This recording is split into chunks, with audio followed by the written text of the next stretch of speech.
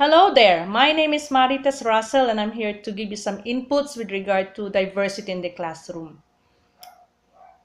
In my 20 years in the academe, I have witnessed and I have experienced how classroom populations have changed. What I'm trying to say is that learners before are not as complex as learners now.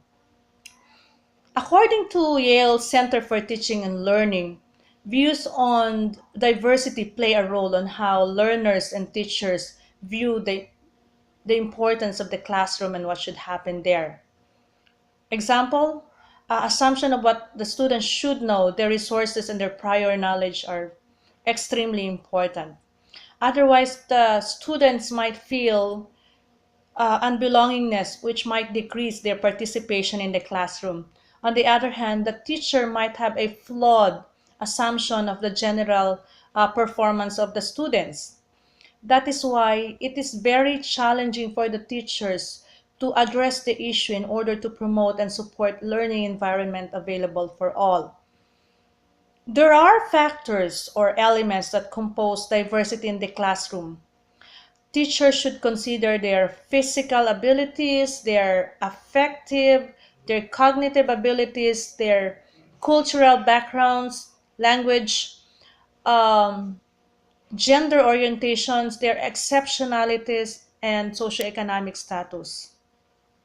Let's take, for instance, a classroom that is made of a genius student. There are some who are academically challenged. There is a cheerleader, for instance. There are varsities in the group. There are some of them who are poor in visions.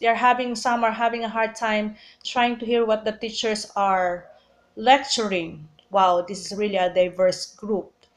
So what can be done by the teachers in order to individualize learning for the class in the classroom? I guess one strategy that the teacher can do is to differentiate the instruction.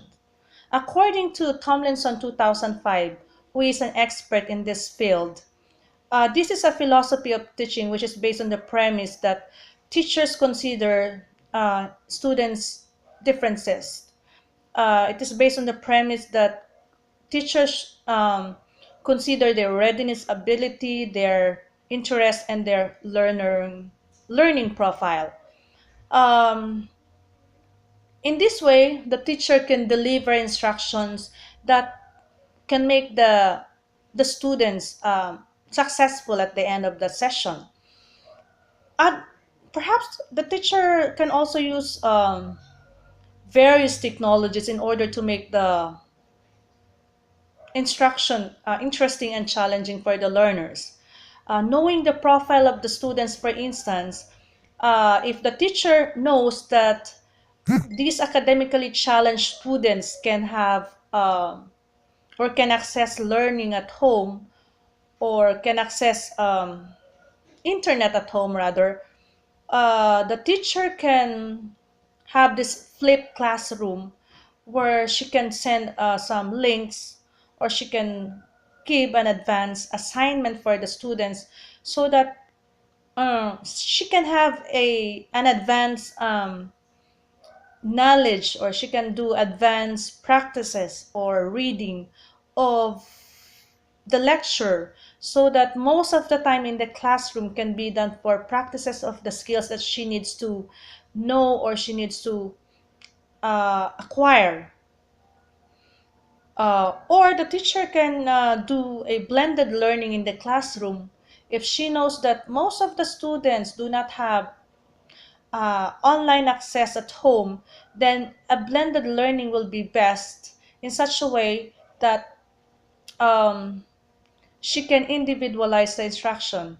For instance, before the teacher can do this, there must be a pre-assessment or diagnostic exam to really know the the current status or the abilities or what the students know. Um, One best example for this is, let's say, the teacher will introduce mouse skills lesson. It's very bad to assume that everybody doesn't know mouse skills yet.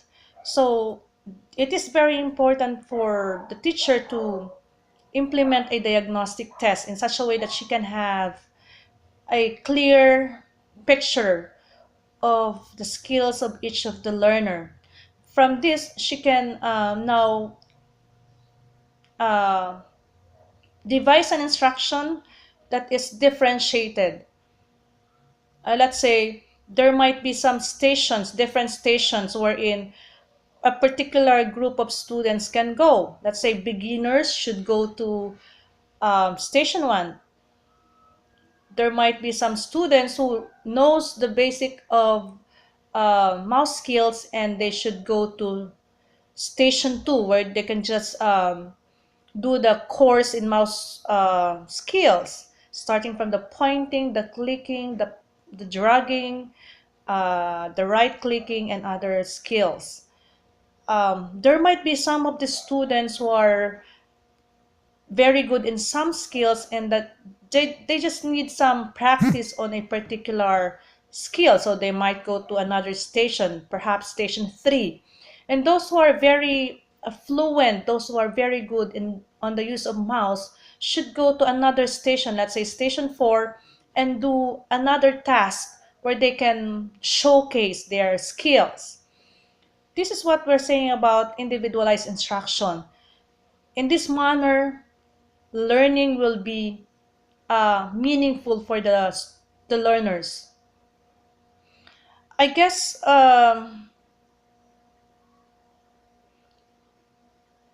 the positive beliefs, I'm sorry, the teachers are very important. Likewise, advanced training or professional training are very important. However, if the teachers are not aware of what is happening in the classroom, of who the students are, I guess individualized instruction is not going to happen. I believe in order to promote diversity, in order to make learning inclusive for everyone, is for the teacher to have an awareness or picture of the learning environment.